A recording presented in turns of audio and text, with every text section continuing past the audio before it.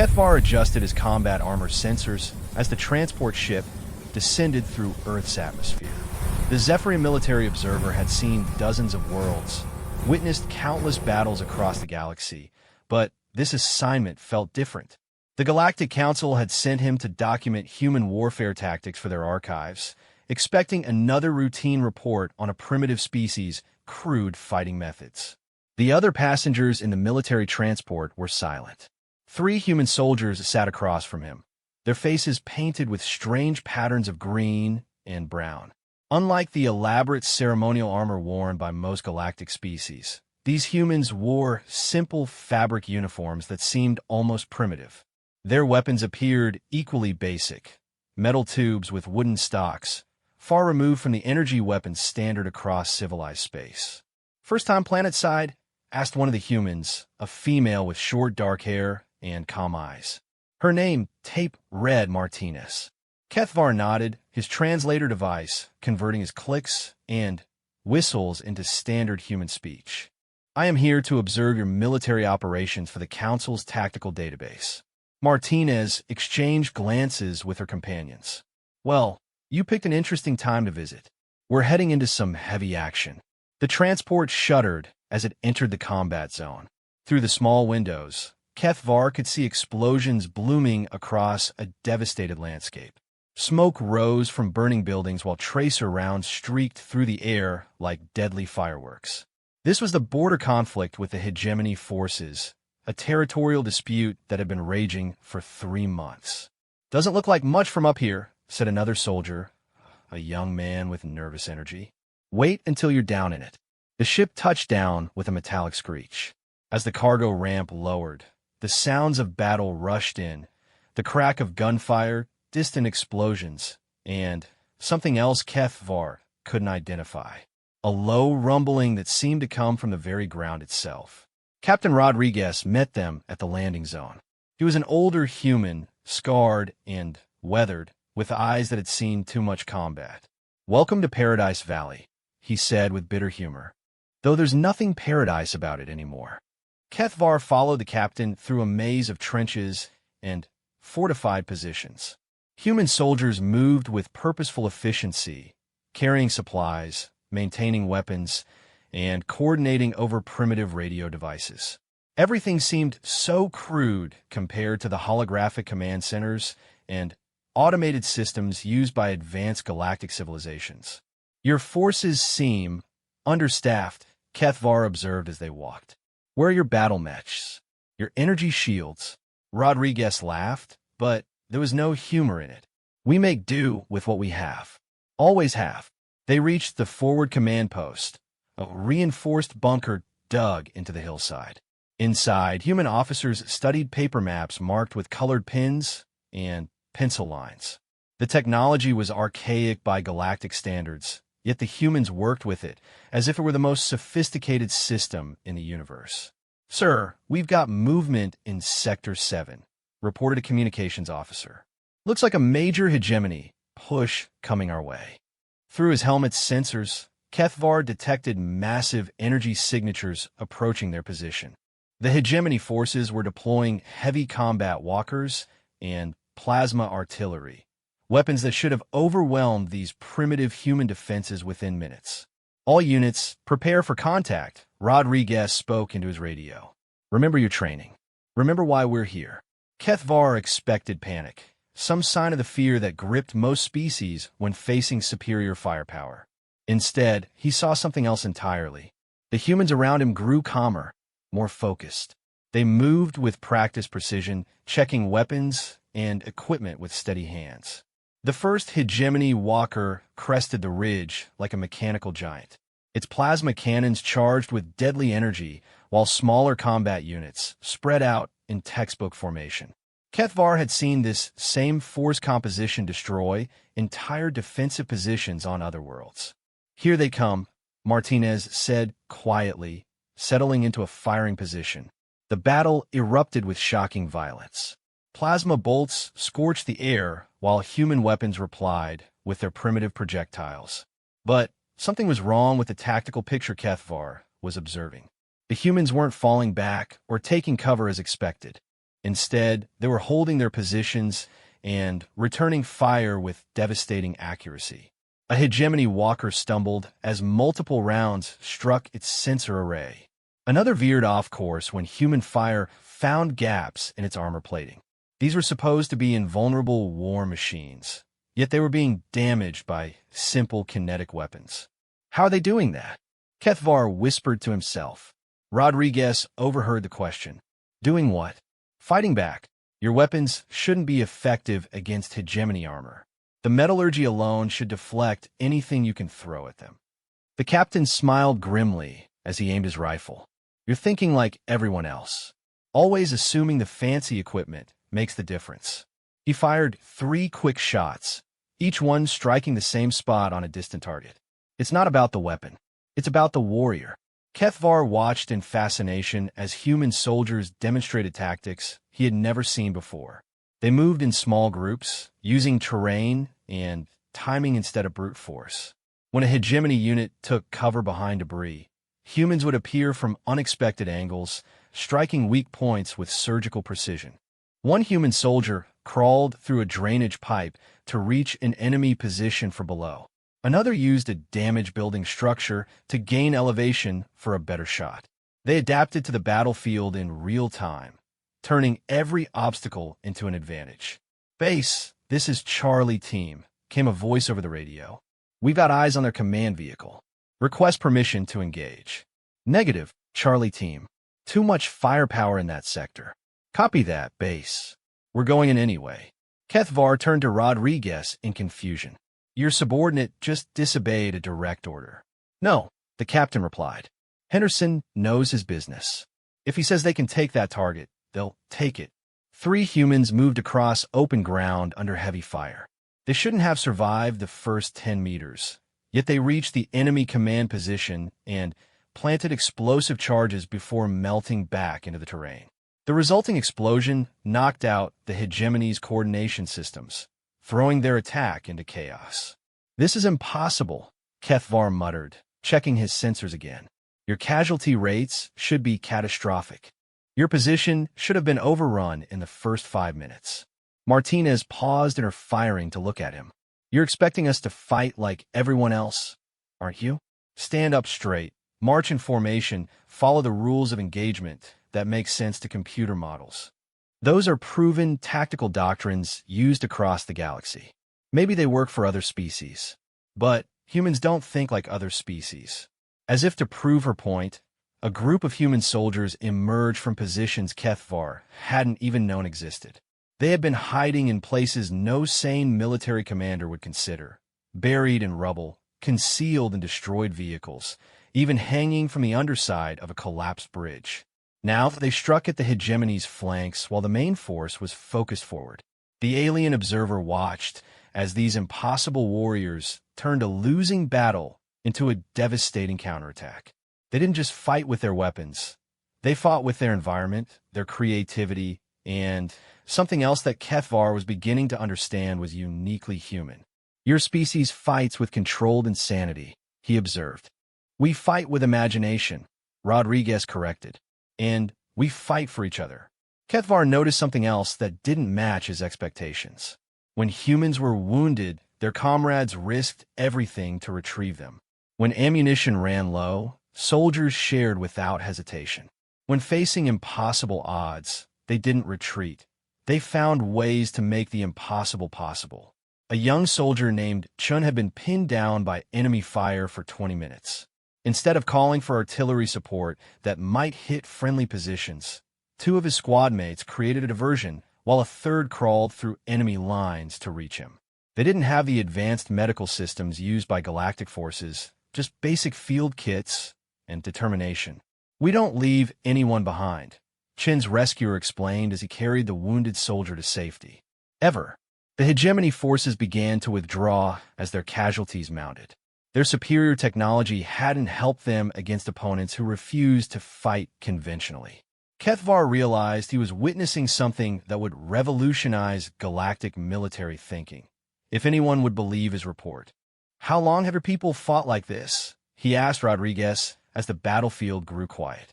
"Since the beginning. Since we first picked up rocks and sticks to defend ourselves. We've never had the luxury of overwhelming firepower or advanced technology. We've always had to be smarter, faster, and more determined than our enemies. Night fell over the devastated landscape. Human soldiers moved through the darkness like ghosts, setting up new defensive positions and treating wounded comrades. They worked without complaint despite exhaustion, hunger, and the constant threat of renewed attack. Ketvar found himself assigned to a forward observation post with Martinez and her team. The humans shared their basic rations with him, simple food that somehow tasted better than the processed nutrients he was accustomed to. They told stories and jokes in voices barely above whispers, maintaining morale even in the face of tomorrow's uncertainties. "Why do you fight so hard for this place?" he asked. "Your strategic assessments must show that holding this position is nearly impossible." Martinez looked out at the stars visible between drifting clouds. "Because it's ours. Because people we care about are depending on us. Because sometimes impossible is just another word for hasn't been done yet. Your command structure is chaotic. Your soldiers disobey orders. Your equipment is primitive. By every rational analysis, you should have been defeated today." "Rational analysis," repeated one of the soldiers, a grizzled veteran named Thompson. "You know what rational analysis told us about flying? Said it was impossible. Told us humans were too heavy and our bones too dense. Then, the Wright brothers built an airplane anyway. Rational analysis said we'd never survive in space," added another. "Said the radiation would kill us, and the isolation would drive us insane. Now we're spread across 50 star systems." Ketvar processed this information through his cultural databases. These humans seemed to view impossibility as a personal challenge rather than an insurmountable barrier. It explained their combat performance, but raised disturbing questions about everything the Galactic Council thought they knew about this species. "In your culture, what happens to soldiers who retreat from a losing battle?" "Depends on the situation," Martinez answered. "Sometimes retreat is the smart move. Sometimes it's not. We're trained to make decisions in the moment, not follow rigid protocols. But who decides what is appropriate? Who maintains discipline?" The humans looked at each other with something approaching amusement. "We do," Thompson said simply. "Each one of us. We're responsible for our actions, our squad mates, and the mission. Can't delegate that kind of responsibility to a computer or a regulation manual." This concept was almost incomprehensible to Ketvar. In galactic militaries, every action was governed by doctrine, every decision made according to established parameters. Giving individual soldiers that much autonomy should have resulted in chaos, yet somehow it made these humans more effective, not less. Dawn brought new challenges as hegemony forces regrouped for another assault. But Ketvar now saw the coming battle with different eyes. These weren't primitive warriors stumbling through combat with crude weapons.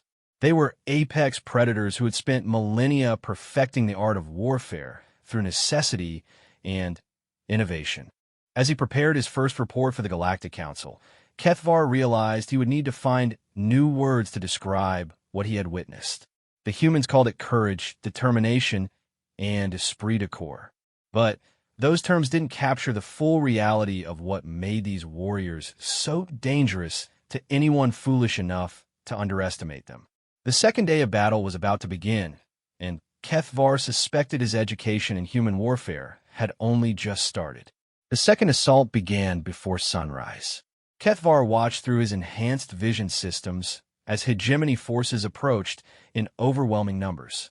3 full battle groups with heavy armor support, enough firepower to level a small city. By every tactical calculation, the human position was doomed. "They're trying to soften us up with psychological pressure," Rodriguez explained as alien artillery began its bombardment. "Show us how outgunned we are, get us thinking about surrender." The ground shook with each impact. Dirt and debris rained down on the human positions while the thunder of explosions rolled across the landscape. Most species would have broken under such an assault, but the humans simply pressed themselves against the walls of their trenches and waited. First time under heavy bombardment? Asked Sergeant Williams, a mountain of man whose calm demeanor seemed impossible given the circumstances. Kethvar's translator struggled with his answer as another shell exploded nearby. My people prefer to observe conflicts from orbital platforms. Much safer. Safer, maybe. But you miss all the important stuff. Williams checked his weapon with practiced ease. Can't understand a fight unless you're in it. A younger soldier named Jackson looked pale, but determined. This was clearly his first major battle, yet he maintained his position despite the obvious terror in his eyes. Kethvar observed this with fascination. The human's fear was evident, but it didn't paralyze him or cause him to flee. How do your warriors overcome their fear responses? He asked Williams. Who says we overcome it? Fear keeps you alive if you use it right. Trick is not to let it make your decisions for you. The bombardment stopped abruptly, leaving an eerie silence broken only by falling debris and distant fires. Rodriguez's voice crackled over the radio network. Here they come. Remember, we've got one advantage they don't know about.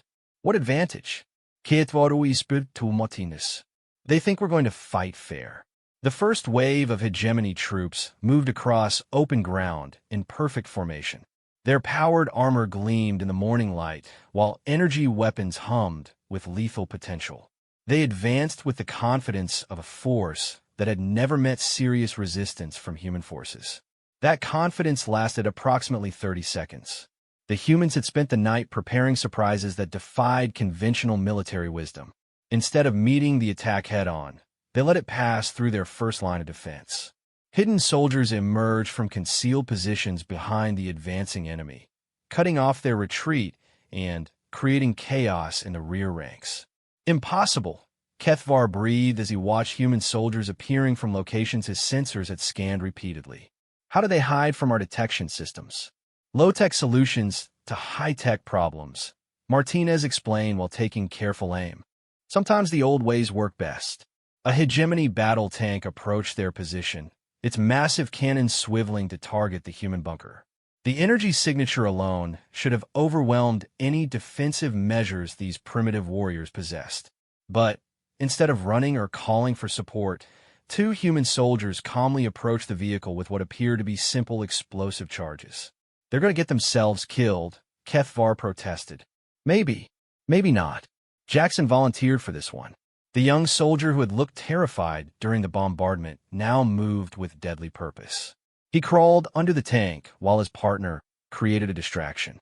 The resulting explosion disabled the vehicle's propulsion systems, leaving it stranded and vulnerable to follow-up attacks. Your soldier just destroyed a main battle tank with primitive explosives. This violates fundamental principles of armor protection. Williams grinned as he engaged targets across the battlefield. Jackson used to work demolition before he enlisted. Knows exactly where to place charges for maximum effect. College degree in engineering, too. This information troubled Kethvar's understanding of human military organization. In galactic forces, specialists were carefully sorted into appropriate roles based on extensive testing and training. These humans seemed to use their soldiers' previous experiences in unpredictable ways. Your military recruits from the civilian population. Everybody serves if they want to. Doesn't matter what you did before, farmer, teacher, engineer, whatever. We find ways to use those skills. The tactical implications were staggering. While other species trained soldiers for specific roles, humans brought diverse expertise into combat situations. A former construction worker understood structural weaknesses. An ex-mechanic could disable vehicles in ways not covered by standard defenses. A school teacher could coordinate complex operations using leadership skills learned in the classroom. Contact left.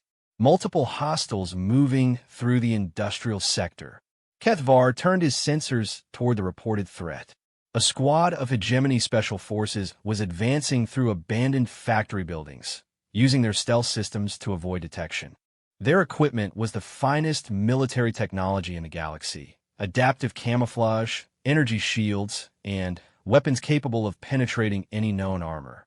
They were advancing directly into a trap. Human soldiers had positioned themselves throughout the factory complex hours earlier, not in obvious defensive positions, but in locations that made no sense according to standard military doctrine. One was hidden inside a damaged machine, another had climbed into the building's ventilation system, and a third was positioned on a catwalk that should have been clearly visible to enemy sensors. How are they avoiding detection? Ketvar demanded. Simple answer, Martinez replied. They're not trying to be invisible. They're trying to be irrelevant. The concept was alien to everything Ketvar understood about warfare. Galactic forces relied on advanced stealth technology to avoid enemy sensors.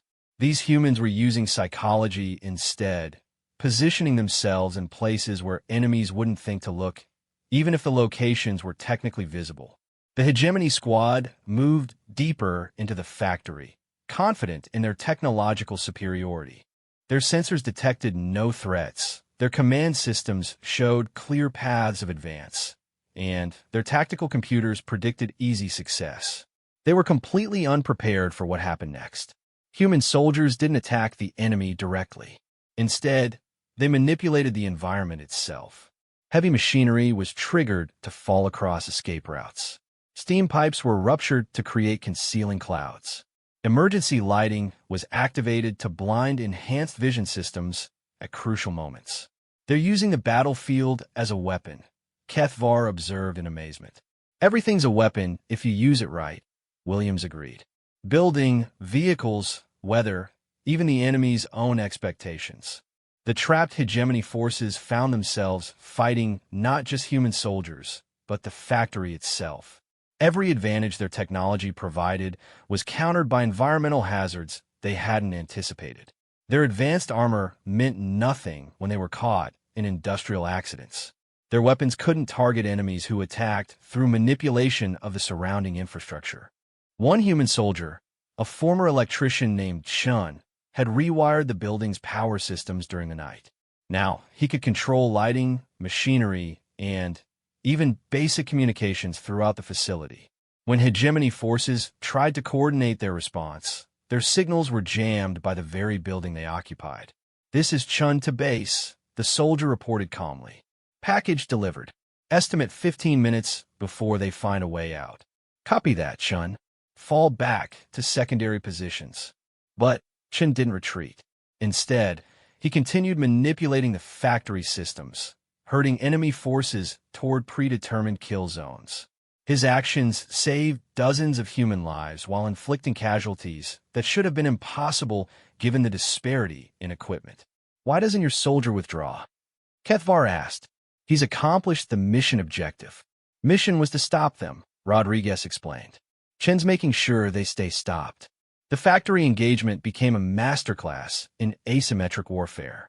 Human soldiers used their knowledge of industrial systems, their understanding of physics and engineering, and their willingness to take personal risks to defeat enemies with far superior technology. They didn't just fight with their weapons. They fought with their environment, their creativity, and their intimate understanding of how complex systems could fail.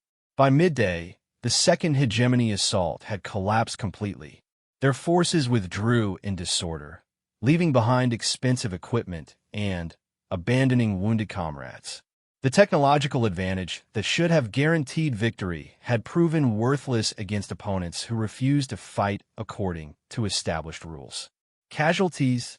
Rodriguez asked over the radio. 7 wounded, none critical.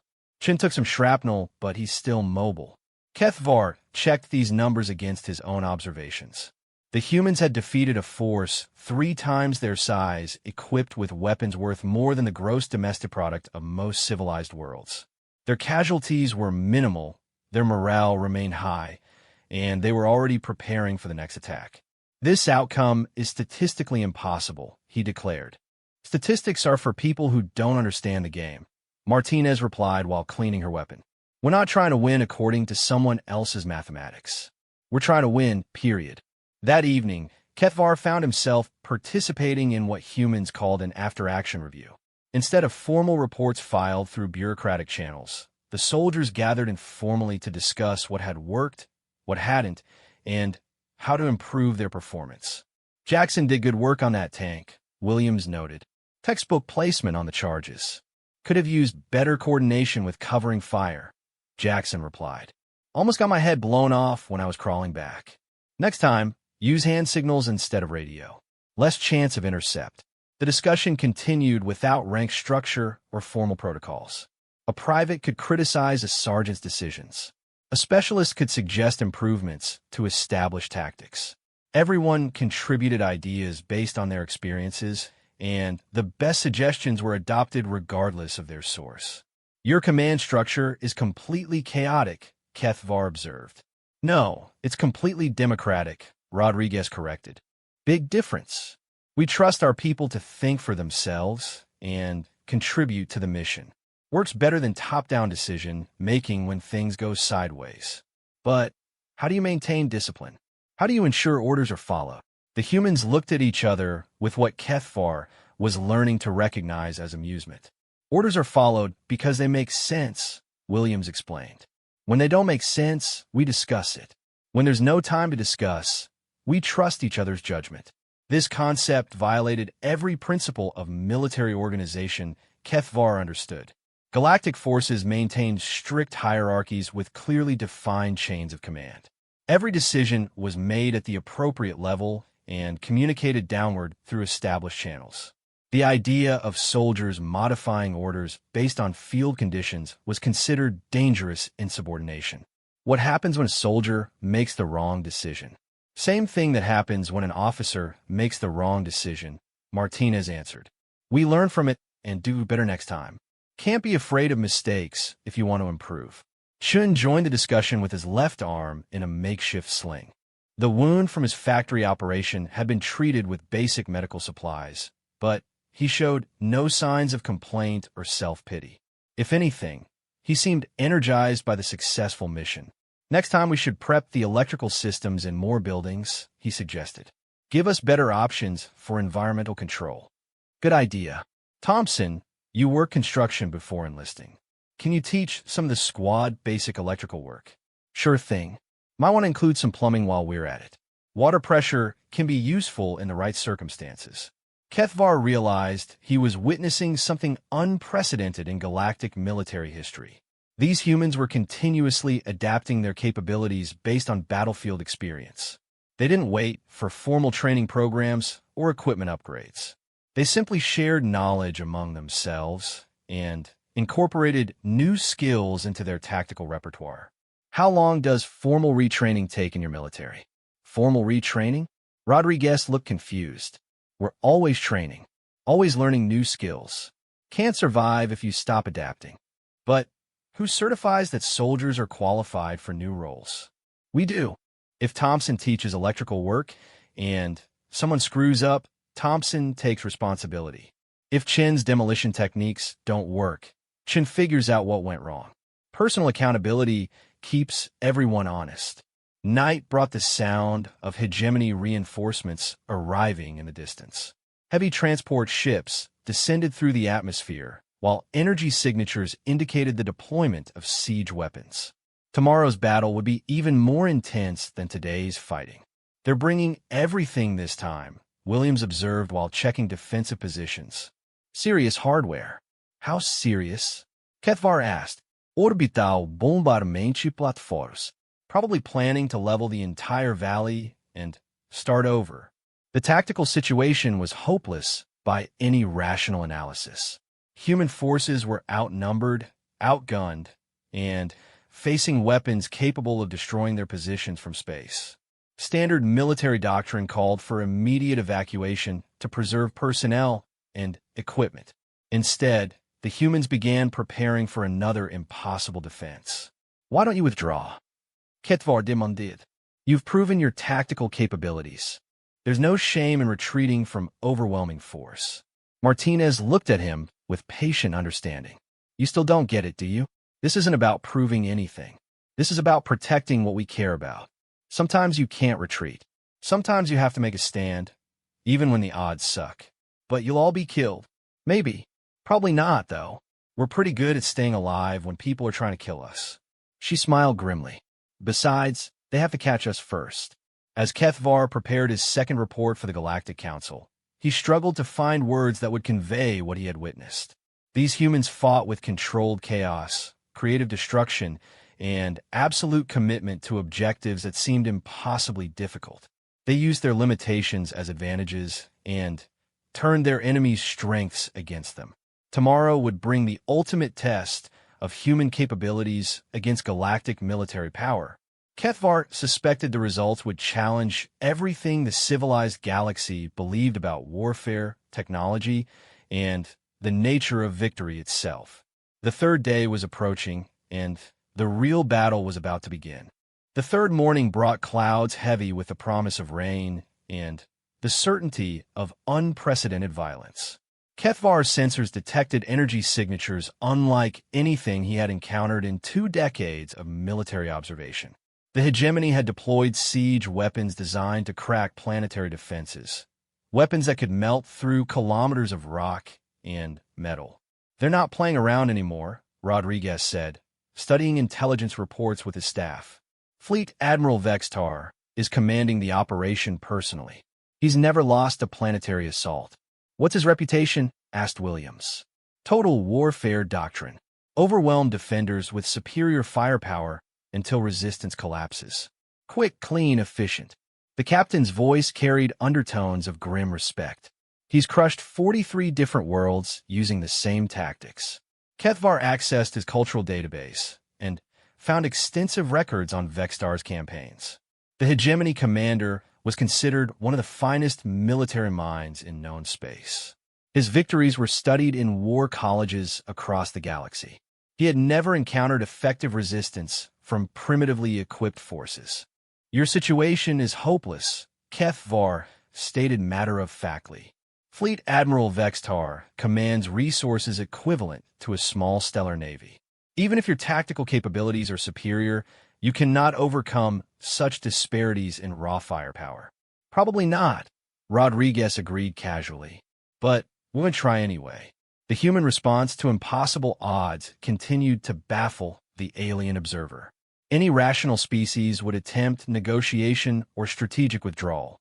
These humans seemed genuinely curious about whether they could defeat the most powerful military force in local space using primitive weapons and unconventional tactics. "Sir, we're getting communications from the Hegemony flagship," reported the radio operator. "Fleet Admiral Vextar requests parley under terms of civilized warfare." "Put him through." The voice that filled the command bunker carried the authority of absolute military power. "Human Commander, I am Fleet Admiral Vextar of the Hegemony 3rd Battle Group. I offer you one opportunity to surrender with honor and avoid unnecessary bloodshed." Rodriguez lifted the radio handset with steady hands. "Fleet Admiral, this is Captain Rodriguez, Terran Defense Force. Thank you for the offer, but we respectfully decline." A pause. When Vextar spoke again, his voice carried undertones of genuine confusion. "Captain, I have studied your defensive capabilities. You possess approximately 400 personnel equipped with kinetic weapons and basic armor. I command 15,000 troops with full orbital support. Your defeat is mathematically certain. Math can be tricky sometimes, Admiral. Sometimes variables don't behave like you expect. I do not understand your response.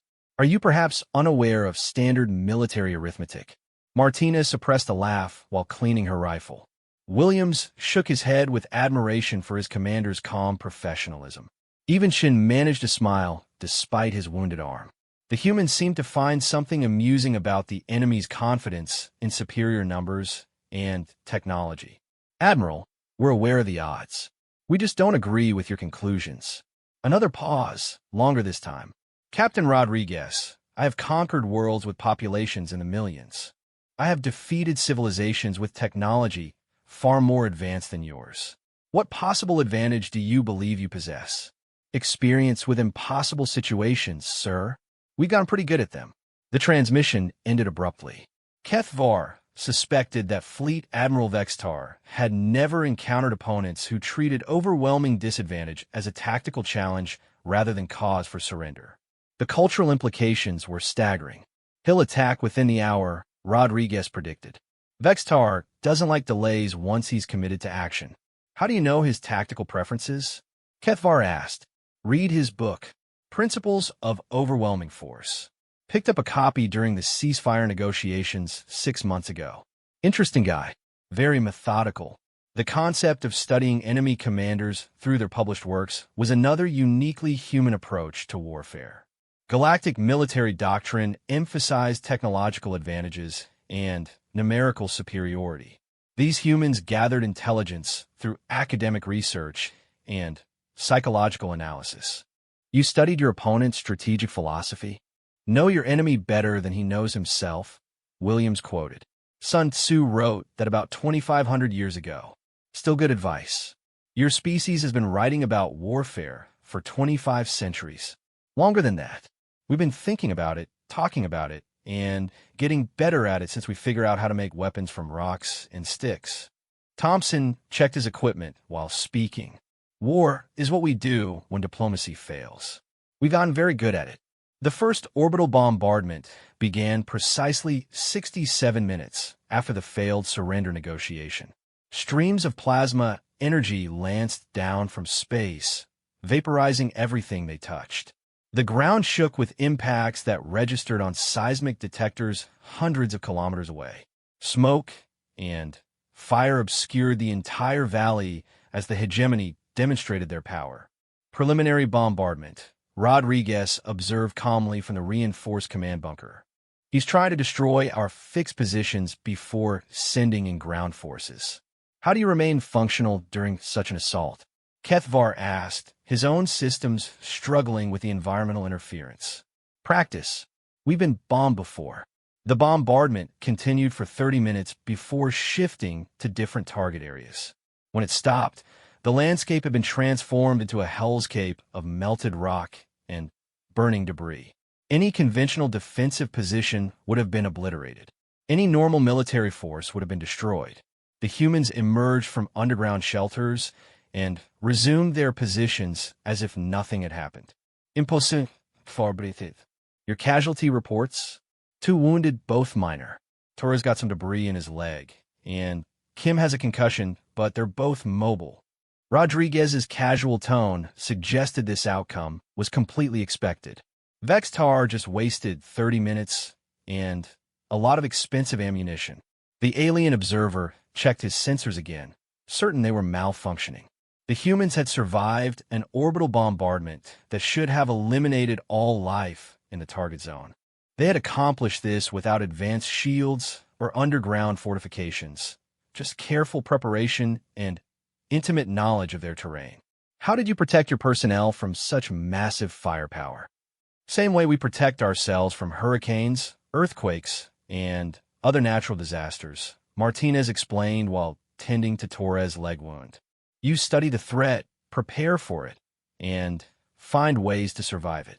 You treat orbital bombardment like a natural disaster? Pretty much. Big, dangerous, predictable if you understand the patterns. Vextar uses the same target selection algorithms every time. We just made sure to be somewhere else when the fireworks started. Through his helmet's enhanced vision, Kethvar could see hegemony ground forces deploying across the devastated landscape. Thousands of troops in powered armor advanced with mechanical precision, while heavy vehicles provided fire support. It was a textbook example of post-bombardment assault tactics. The humans watched them come with professional interest. Deployment pattern Alpha 7, Williams noted. Same formation he used on Kepler Prime. And New Geneva, added Chun. Guy really likes his standard operating procedures. Can't blame him. They work against normal opponents. Rodriguez lifted his binoculars to study the approaching force. Problem is, we're not normal opponents. The first indication that something was wrong came when the lead hegemony units reached positions that should have contained human defensive works. Instead of encountering resistance, they found empty trenches and abandoned equipment. The humans had vanished as completely as if they had never existed. Where did they go? Demanded a hegemony field commander over intercepted communications. Thermal scans show no life signs in the target area. Continue advance. Maintain formation integrity. Watch for ambush positions.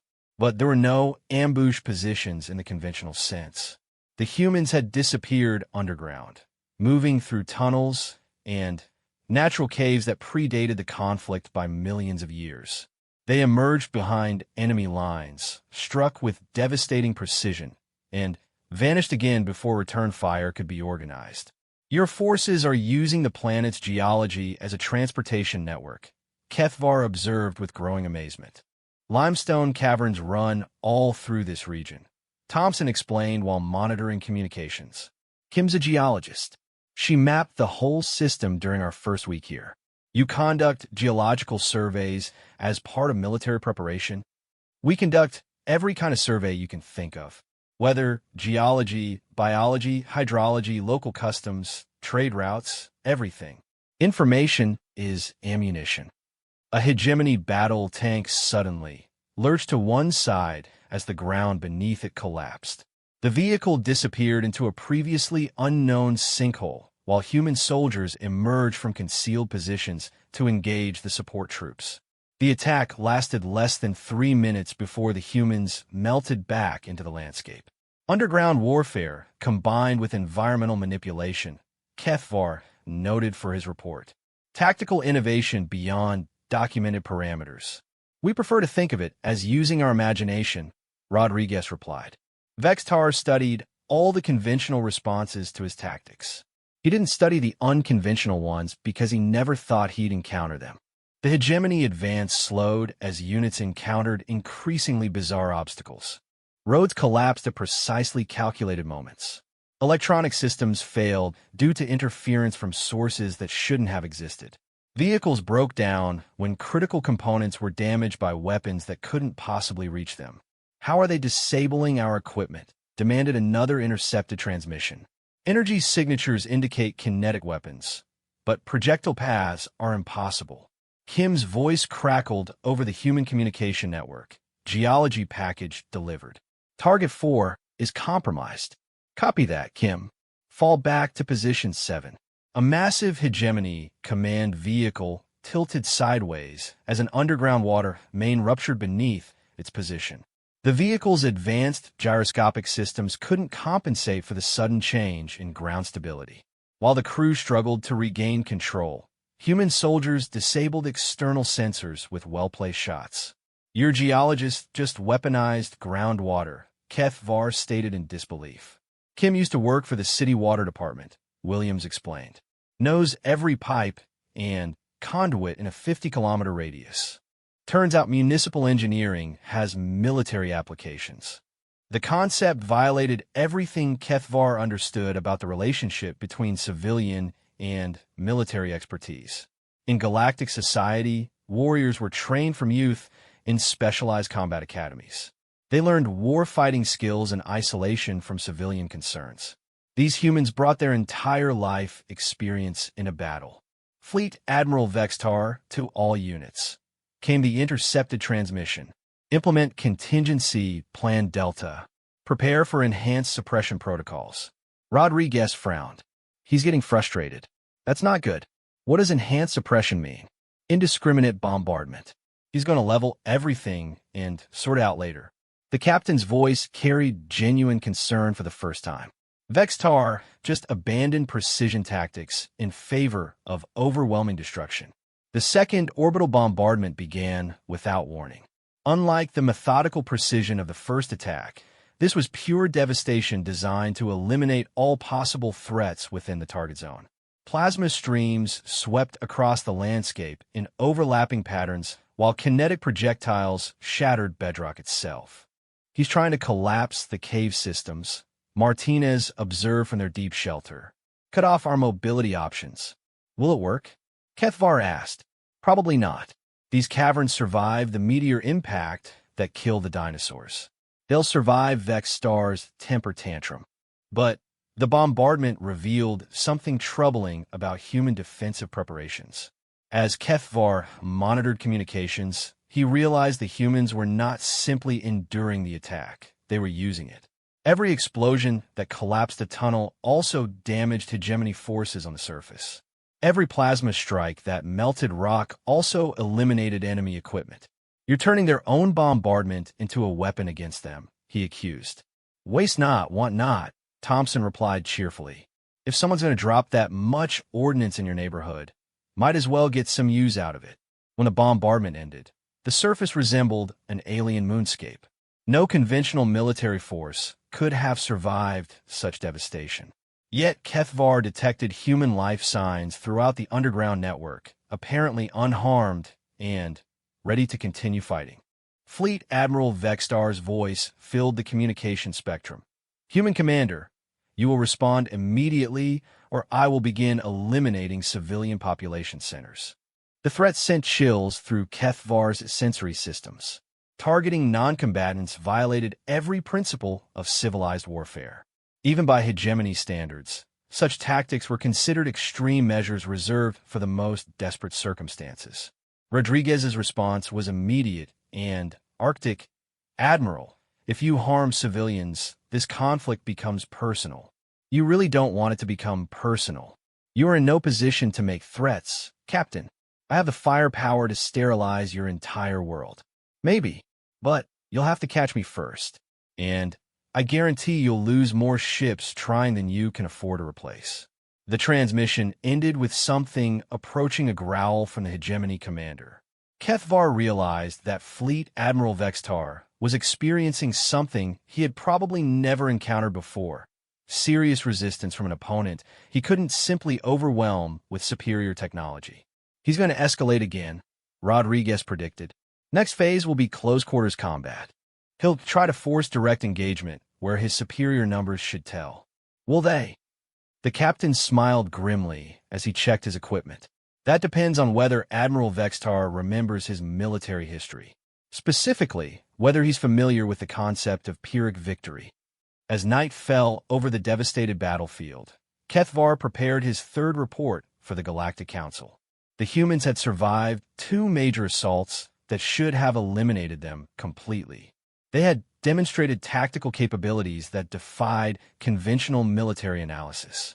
And they were preparing for a third engagement against impossible odds with the same calm professionalism they brought to routine training exercises.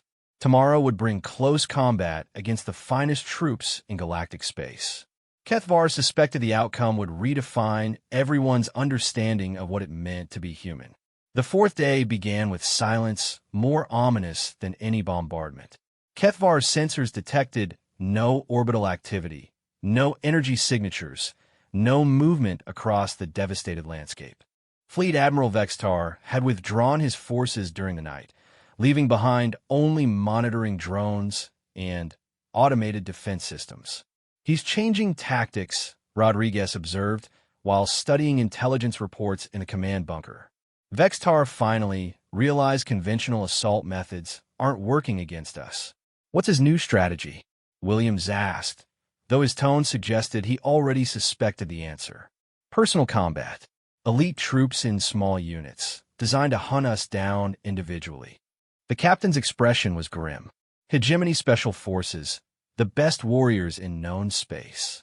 Kethvar accessed his military database and felt his blood vessels constrict with alarm.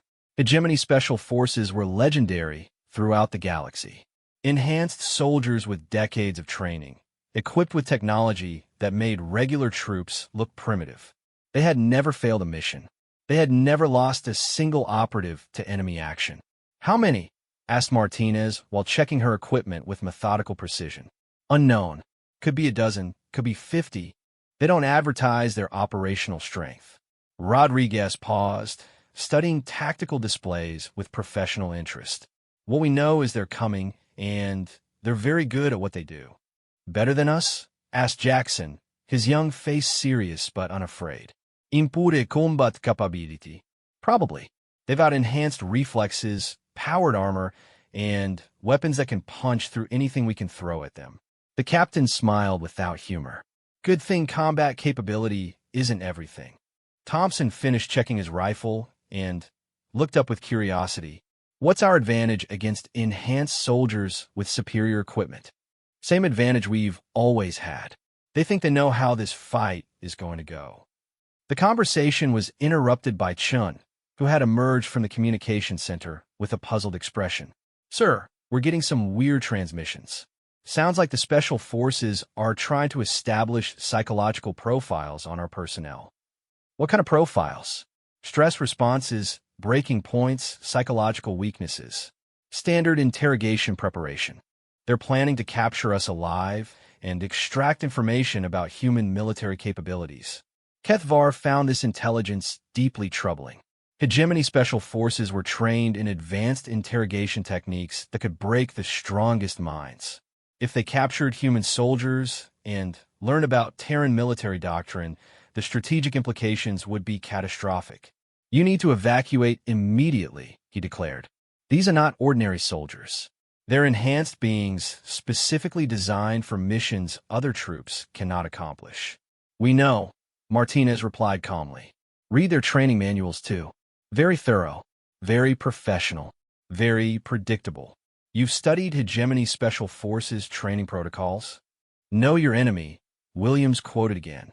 "They publish training guidelines in their military academy journals. Helpful reading if you want to understand how they think."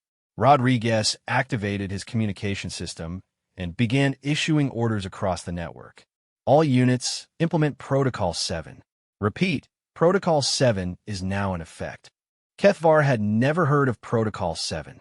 As he watched, human soldiers began disappearing into concealed positions throughout the underground complex. But these weren't standard defensive preparations. The humans were setting up what appeared to be elaborate theatrical performances. "What is Protocol 7? Psychological warfare," Thompson explained while applying realistic-looking fake blood to his forehead. "We're going to mess with their heads. Your strategy against enhanced super soldiers is psychological manipulation. Our strategy against enhanced super soldiers is to make them think they're fighting someone else entirely." The first Hegemony Special Forces operative arrived at dawn, moving through the devastated landscape with inhuman precision. Kethvar tracked the figure through his sensors, 7 feet tall, encased in powered armor that amplified strength and speed beyond normal biological limits. The warrior's weapon systems could eliminate entire squads of conventional troops. He was hunting humans who had vanished like ghosts in the morning mist. The Special Forces operative reached the first abandoned human position and began analyzing evidence with sophisticated scanning equipment. Kethvar watched the warrior methodically catalog bloodstains, abandoned equipment, and signs of hasty evacuation. Every detail supported the conclusion that human forces had suffered massive casualties and fled in disorder. Target Site 1 shows extensive combat damage, the operative reported through encrypted communications. Human casualties estimated at 70%. Survivors likely fled south through the industrial sector. But there had been no battle at that location. The humans had spent 2 hours creating a convincing crime scene using theatrical techniques and carefully staged evidence. The bloodstains were synthetic. The damaged equipment was deliberately sabotaged. Even the footprints leading south had been created by soldiers walking backward in oversized boots.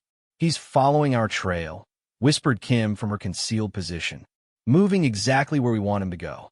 The Special Forces operative tracked the false evidence through abandoned buildings and shattered infrastructure. His training had prepared him to hunt demoralized enemies seeking escape routes. It had not prepared him to recognize when those enemies were leading him into a carefully prepared maze. "This is fascinating," Kethvar observed. "You're exploiting his expectations against him. He expects to be hunting broken survivors," Martinez explained quietly. "So that's what we're pretending to be. Meanwhile, we're actually hunting him." The psychological manipulation was subtle but devastating. Every piece of evidence the operative discovered confirmed his preconceptions about human weakness and tactical incompetence. The blood trails, the abandoned weapons, the signs of panic, all of it reinforced the narrative that hegemony forces had finally broken their stubborn opponents. "Target acquired," the operative reported as he spotted movement in a damaged warehouse. Single human survivor, apparently wounded and disoriented. Jackson limped convincingly through the rubble, favoring his left leg and clutching his rifle like a security blanket. His performance was flawless. A young soldier pushed beyond his breaking point, seeking only to escape the nightmare of combat. The Special Forces operative approached with predatory confidence. Human soldier, you will surrender immediately. Resistance will result in unnecessary pain. Jackson looked up with perfect terror in his eyes. Please, I don't want to fight anymore. I just want to go home. The operative moved closer, weapon lowered, but ready. This was exactly what his training had taught him to expect from demoralized enemies. Human psychological profiles indicated that young soldiers would break under sufficient pressure, abandoning military discipline in favor of self-preservation. Jackson's surrender lasted until the warrior was within arm's reach.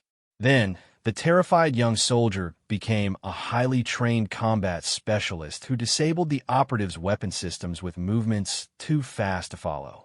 The enhanced warrior's reflexes meant nothing when his opponent had already calculated every possible response. Target neutralized, Jackson reported calmly. Package secured. Copy that. How's our guest? Unconscious but breathing. Armor systems are disabled. He'll have a headache when he wakes up, but he'll live. HFY War started in amassament. A human soldier with standard equipment and no physical enhancements had just captured one of the most dangerous warriors in the galaxy using nothing but acting ability and tactical deception. The psychological implications were staggering. How did he know exactly where to strike? Practice, Thompson explained. We've been studying hegemony armor systems for months. Kim figured out the weak points using basic engineering principles. But the combat technique. Jackson studied martial arts before enlisting. Turns out that fighting bigger, stronger opponents is what martial arts are designed for. Williams smiled with pride. Kids got natural talent. The capture of their comrade sent ripples of confusion through the Special Forces communications network. Enhanced warriors were not supposed to be defeated by primitive soldiers using basic weapons. The tactical computer models that predicted easy victory suddenly seemed unreliable. Operative 7 is not responding. Last known position was the industrial sector. Investigate. Maintain communication protocols. 2 more Special Forces operatives moved toward Jackson's position with enhanced caution. Their armor systems detected no threats, but the disappearance of their colleague suggested unknown variables in the tactical equation. They approached the warehouse with weapons ready and sensors at maximum sensitivity. They found Jackson's body sprawled near a pool of synthetic blood, apparently killed while attempting to surrender. The scene supported their worst fears about human desperation and criminal tactics. Their captured comrade was nowhere to be found. Humans executed our operative and concealed the body, reported the senior warrior.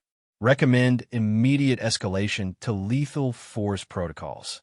Negative. Capture alive remains the priority. Continue mission parameters. But the psychological damage was already spreading. Special Forces operatives had been trained to expect certain behavioral patterns from defeated enemies. Honor, surrender, or desperate last stands, not cold-blooded execution of prisoners. The humans were violating the psychological models that formed the foundation of hegemony tactics. Rodriguez monitored enemy communications from the command center with professional satisfaction. They're starting to question their assumptions. Good. Confused enemies make mistakes. Where is the captured operative? HFY War asked. Safe. We're treating his injuries and keeping him comfortable. He'll be returned unharmed when this is over. You're not interrogating him? What will be the point? He doesn't know anything we haven't already learned from their training manuals. Besides, torture is against our principles. The concept of treating captured enemies with respect was another uniquely human characteristic that defied galactic military norms. Most species used prisoners as sources of intelligence or leverage in negotiations. These humans seemed genuinely concerned about their captives' welfare. Your compassion is tactically disadvantageous, HFY War observed. Maybe treating enemies with dignity gives us advantages that pure tactics can't achieve. Martinez checked her equipment while speaking. Fear makes people desperate. Desperate people do unpredictable things. Better to keep our opponents thinking clearly if we want them to react the way we expect. The 3rd Special Forces operative approached human positions with extreme caution. His enhanced senses detected movement throughout the abandoned complex, but thermal signatures were inconclusive and energy readings showed no weapon signatures. The humans appear to be present, but completely disarmed. This is Operative 3. I have multiple contacts in the eastern sector, but no hostile indicators. Subjects appear to be non-combatants. Clarify status. Are targets civilian personnel? Unknown. Signatures are consistent with maintenance workers or medical staff. No weapons detected. What the operative had actually discovered was Chun and his team preparing another theatrical performance. They wore civilian clothing and carried equipment that looked like repair tools but could be transformed into weapons with minimal preparation. Their body language and movement patterns suggested exhausted workers trying to restore basic services to a damaged facility. "Help us, please," Chen called out in a voice filled with genuine desperation. "We have wounded people in the medical center. We need medical supplies and evacuation support." The Special Forces operative hesitated. His mission parameters called for capturing military personnel, not civilian workers. Engaging non-combatants would violate hegemony rules of engagement and create political complications. But these humans might have information about military positions and escape routes. You will remain calm and answer questions truthfully. Where are the military personnel who were stationed at this facility? They left yesterday, Chen replied, maintaining perfect eye contact and body language. After the bombing, the soldiers said the position was lost. They took their wounded and pulled back to secondary positions. What secondary positions? I don't know. We're just maintenance staff. They don't tell us about military plans. The operative's training indicated this response was completely normal. Civilian workers rarely possessed tactical intelligence useful to enemy forces. His sensors confirmed that Shun and his team carried no weapons and showed stress responses consistent with terrified non-combatants. Chun was actually a demolitions expert with enough explosive charges concealed in his repair equipment to level the entire building. His terror was carefully calculated to appear genuine while concealing tactical awareness that would have impressed Special Forces instructors. "We need medical attention for our wounded," Chun continued. "Please, we're not soldiers. We're just trying to help injured people." The operative found himself in an impossible situation. Military protocol demanded that he continue hunting human soldiers, but humanitarian concerns suggested these civilians needed assistance. The psychological conditioning that made Special Forces warriors so effective against military targets had never accounted for opponents who could blur the distinction between combatant and non-combatant. Medical supplies are not available. You will evacuate this area immediately. We can't leave our wounded. Please just let us treat the injuries and then we'll go wherever you want. Chen's performance was masterful. His desperation appeared completely genuine, while his tactical awareness remained perfectly concealed. The operative's enhanced senses detected no deception because there was no biological deception to detect, only human acting ability refined through millennia of theatrical tradition. "Sir," Kim whispered over the communication network, "we've got 3 more operatives moving in from the north. They're coordinating for a simultaneous assault on multiple positions. Copy that. All units, maintain performances. Do not break character until the package is delivered." Rodriguez's voice carried calm authority that steadied nerves throughout the human forces. Kethvar realized that the captain was conducting an orchestra of deception, with each soldier playing their role in a complex psychological symphony designed to paralyze enemy decision-making processes. "Your command and control capabilities are extraordinary," he observed. "You're coordinating multiple simultaneous deceptions while maintaining tactical awareness of enemy movements." "Humans are social animals," Rodriguez explained. "We've been cooperating in complex group activities for hundreds of thousands of years. Military operations are just another form of social coordination." The 4th operative discovered what appeared to be a human field hospital in the basement of a damaged building. Wounded soldiers lay on improvised stretchers while medical personnel worked with primitive equipment to treat their injuries. The scene was heartbreaking. Young warriors suffering from wounds that advanced galactic medicine could heal in minutes. This is Operative 4. I have located human medical facility with multiple casualties. Subject appear to be severely wounded military personnel receiving basic treatment. Status of medical staff: unarmed civilian doctors and nurses. No threat indicators detected. Williams looked up from his stretcher with pain-glazed eyes, his leg wrapped in bloody bandages that concealed perfectly healthy tissue. "Please," he whispered. "We need help. So many wounded. We can't move them without proper medical support." The operative's training had prepared him to capture healthy soldiers, not dying ones. Hegemony military ethics included provisions for treating enemy wounded according to civilized standards. These humans appear to be beyond any threat to operational security. "What is your unit designation?" "3rd Platoon, Charlie Company," Williams replied weakly. "Lost most of our people in the bombardment. Captain Rodriguez is dead. Sergeant Martinez is missing. We're just trying to keep the wounded alive until evacuation arrives."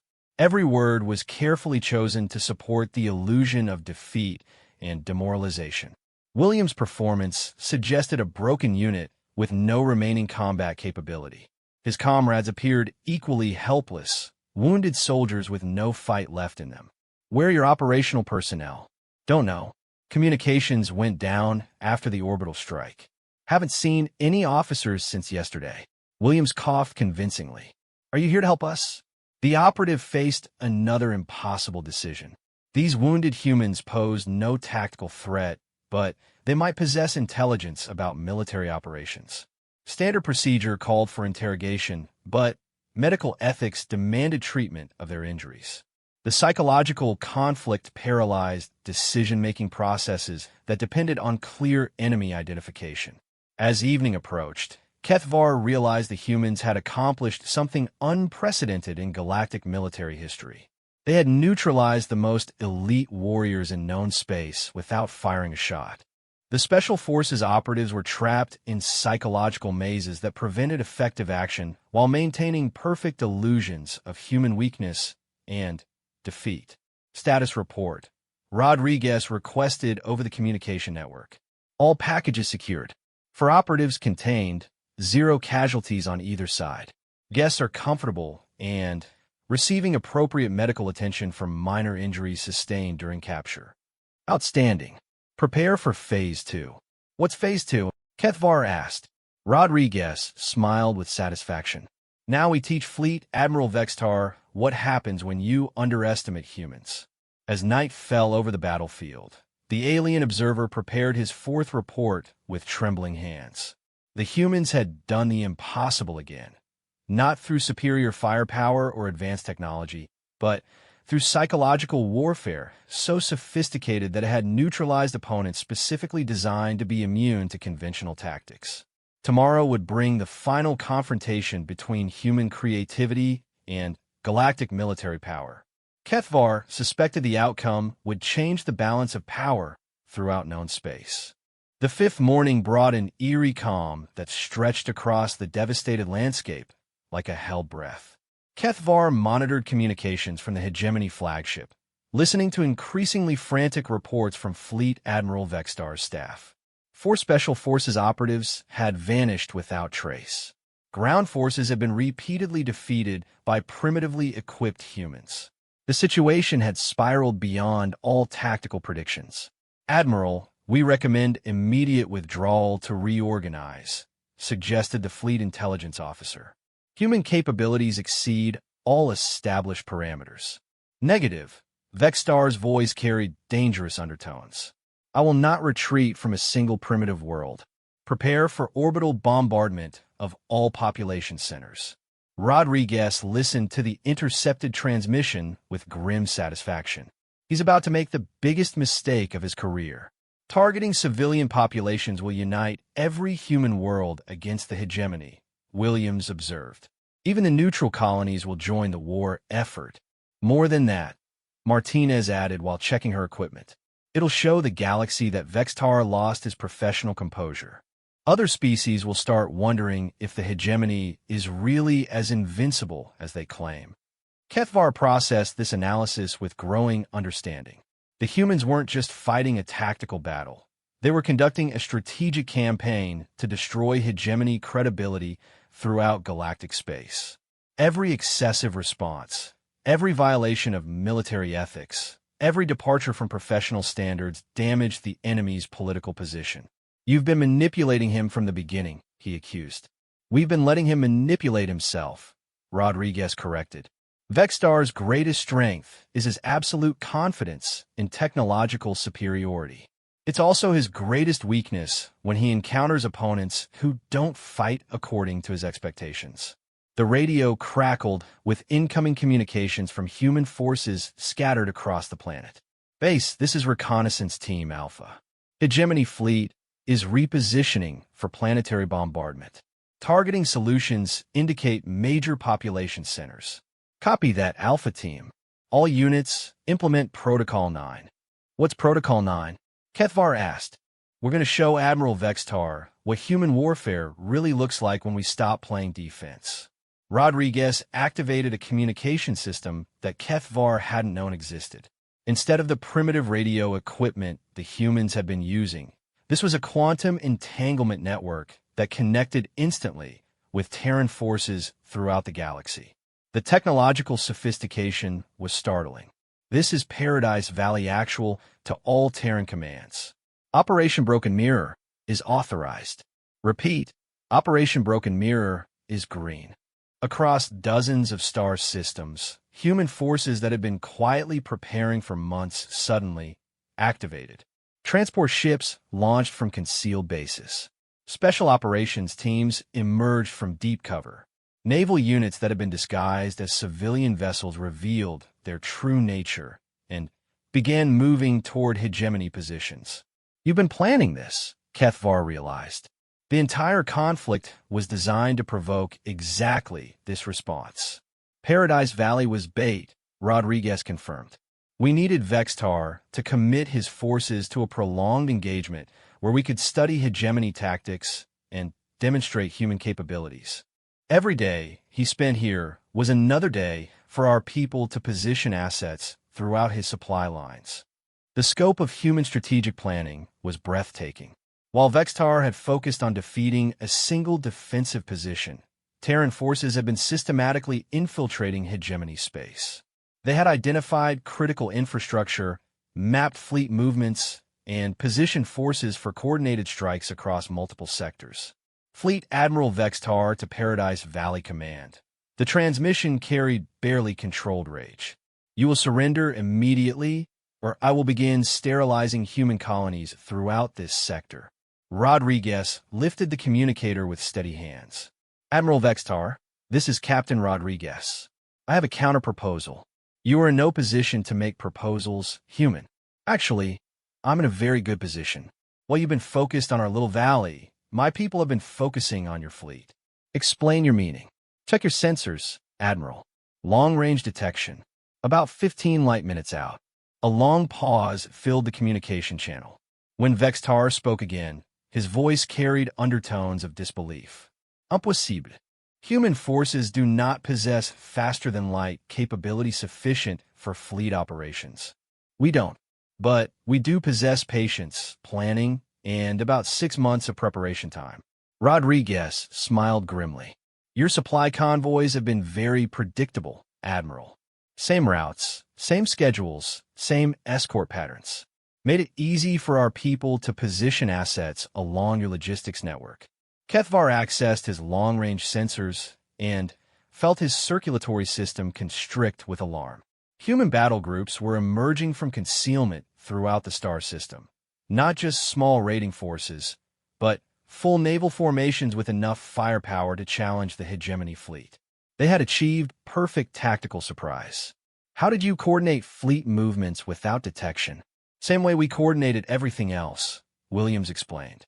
"Patience, preparation, and making our enemies think they understood what we were capable of."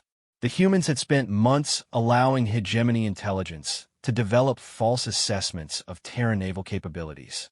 Every encounter had been carefully managed to suggest technological limitations that didn't actually exist.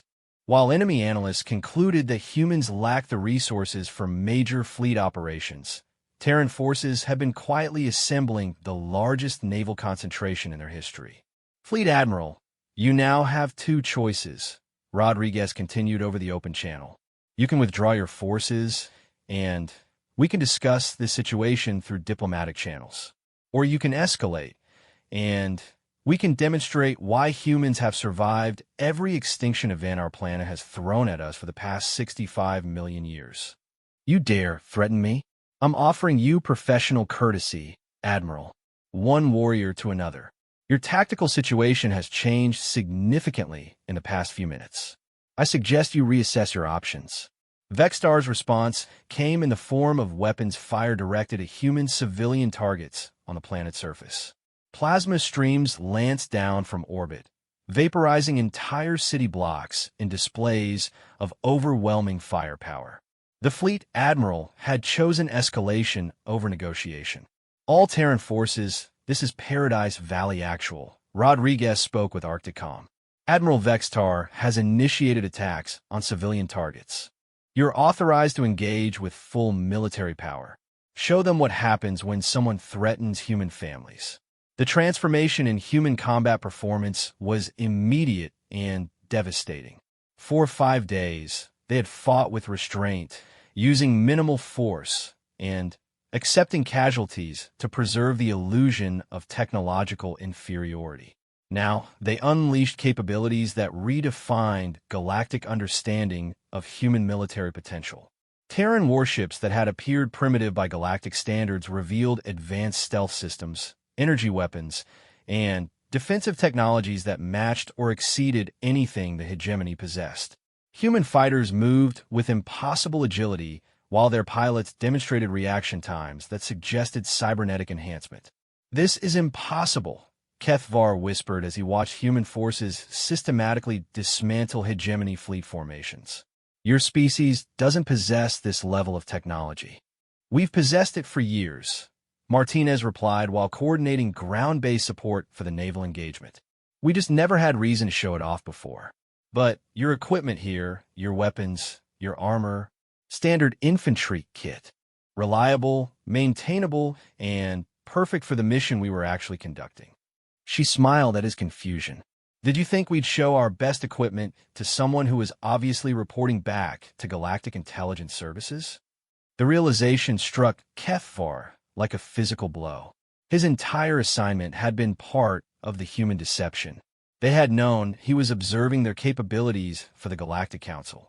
Every demonstration of primitive equipment, every display of technological limitation, every tactical choice that seemed backward by galactic standards, all of it had been carefully orchestrated to create false intelligence. You've been deceiving my government for months. We've been protecting ourselves, Rodriguez corrected. Your council wanted to assess human military capabilities. We decided to show them what we wanted them to see rather than what they wanted to learn. In orbit above Paradise Valley, the hegemony fleet found itself trapped between human naval forces and the planet's suddenly active defense systems. What had appeared to be a primitive world protected by basic orbital platforms revealed itself to be a fortress armed with weapons that could engage capital ships on equal terms. Fleet Admiral Vextar to all units. The transmission carried panic for the first time. Implement emergency withdrawal. Repeat, all units withdraw immediately. But withdrawal was no longer possible. Human forces had positioned themselves to cut off escape routes while maintaining overwhelming firepower advantages. Hegemony ships that tried to flee found themselves caught in crossfires that systematically disabled their propulsion systems. Admiral, this is Captain Rodriguez. I'm willing to discuss terms for the surrender of your remaining forces. I will never surrender to primitives. Then you'll die fighting primitives. Your choice, sir. Vextar's response was to order his flagship's weapons to target the human command position. The massive vessel's main guns swiveled toward Paradise Valley with enough firepower to crack the planet's crust. It was a gesture of pure spite, If he couldn't win, he would at least eliminate the humans who had humiliated him. The flagship's weapons never fired. A spread of human torpedoes struck its power systems with surgical precision, disabling the vessel without destroying it. Boarding pods launched from nearby Terran warships, while human marines prepared to capture the most legendary military commander in galactic space. Surgical boarding action, Williams observed with professional admiration. Those marines have been planning this operation for weeks. How did they know exactly where to strike? Same way we knew everything else about hegemony capabilities, Thompson explained. We studied their technical manuals, analyzed their combat footage, and figured out their weak points. Information warfare. The boarding action lasted 12 minutes. When it ended, Fleet Admiral Vextar was in human custody along with his entire command staff. The Hegemony 3rd Battle Group, one of the most powerful naval formations in known space, had been neutralized by enemies they had dismissed as primitive barbarians. "This is Admiral Chun of the Terran Defense Force," came the transmission from the lead human warship. "All Hegemony vessels will power down weapons and prepare to be boarded. Any ship that attempts to resist will be destroyed." Kethvar noted the calm professionalism in Admiral Chen's voice. This was clearly a senior human commander with extensive experience in fleet operations. The Terran Defense Force possessed institutional knowledge and command structure that matched any galactic military organization. "You have an entire hidden military," he accused. "We have a military appropriate to our actual capabilities," Rodriguez replied. "We just don't advertise it to species that might view us as threats to galactic stability." As Hegemony ships surrendered throughout the star system, Kethvar realized the full scope of human strategic deception. Every assessment the Galactic Council had made about Terran capabilities was wrong. Every assumption about human technological limitations was false. Every conclusion about their military potential had been based on deliberately misleading information. Why reveal the truth now? "Because Vextar forced our hand by targeting civilians," Martinez answered. "We prefer to handle conflicts through negotiation, but some lines can't be crossed. And because it's time for an honest conversation with the galactic community," Rodriguez added. "We've been developing our capabilities in isolation for too long. Better to reveal them in response to aggression than to have them discovered through intelligence gathering." Admiral Chen's flagship landed at the Paradise Valley spaceport that evening. Kethvar watched human military personnel disembark with equipment that surpassed anything he had seen during 5 days of combat. These were clearly elite forces with access to advanced technology and extensive training. "Welcome to Paradise Valley," Rodriguez greeted his superior with crisp military courtesy. "Outstanding work, Captain." The operation exceeded all projections. Admiral Chun turned to study Kethvar with intelligent eyes. "And this is our galactic observer?" Observer Kethvar of the Zephyrian Expeditionary Force, assigned by the Galactic Council to document human military capabilities. "Have you learned what you came to learn?" Kethvar considered the question carefully. Over 5 days, he had witnessed tactical innovations that redefined modern warfare, strategic deception that had fooled the finest military minds in galactic space, and combat effectiveness that surpassed anything in recorded history. "I have learned that human military capabilities cannot be accurately assessed through